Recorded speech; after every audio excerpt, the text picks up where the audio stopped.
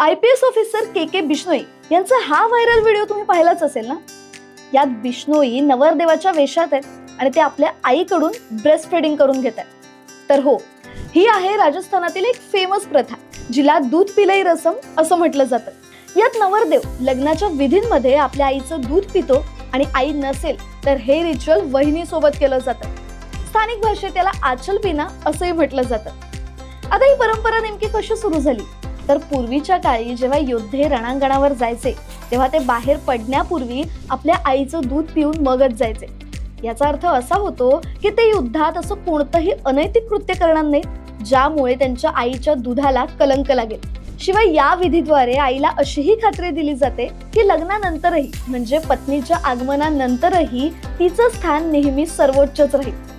खर तर बिश्नोई समाजात मातृप्रेम हे देवापेक्षाही श्रेष्ठ मानलं जातं आणि म्हणूनच इथल्या स्त्रिया केवळ स्वतःच्या मुलांनाच नाही तर अनाथ हरणांच्या पिल्लांनाही आपलं दूध पाजताना दिसून येतात।